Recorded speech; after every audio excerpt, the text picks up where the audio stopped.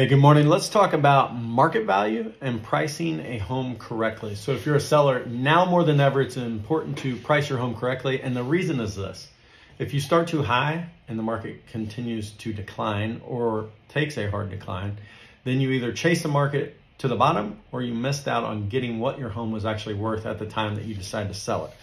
So I don't know if you're aware of this, but the market average, meaning all realtors, is 23% of the time the property sells for at or above list price. Why is that important to know? That's important to know for a couple reasons. That means only about 23% of the time is the property priced correctly to sell in that market. So one of two things has to happen.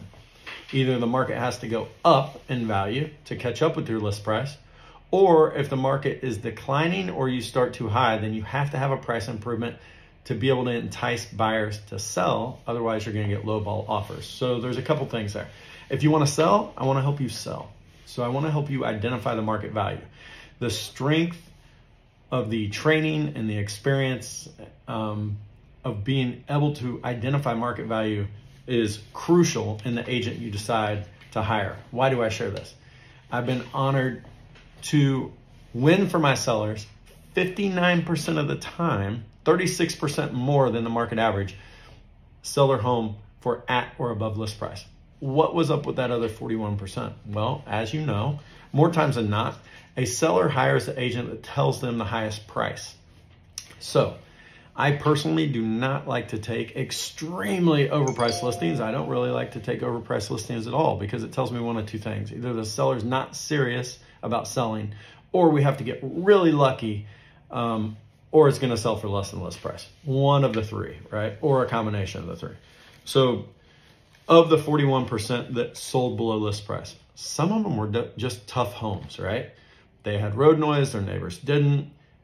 Maybe it sold for exactly what the market said it was going to, and they just wanted to test a little higher than what the market really said. Now, if you're going to do that, I recommend doing it for 10 showings or 14 days, no longer than that. The market can adjust quite a bit. And so now you're almost doing a double price improvement of what you needed to get your home to sell, which can be pretty frustrating. One of them had a roof leak while we were listed that obviously caused some issues and time delays. We had a hurricane for one of them. One of them was multiple offers, and the seller just chose the cash offer. They didn't have to worry about appraisal contingencies. They didn't have to worry about inspection contingencies. It was a pure cash offer. Take it right now, close quick. And that worked well for the seller and made more sense for their specific situation. Another one had severe carpet and pet odor.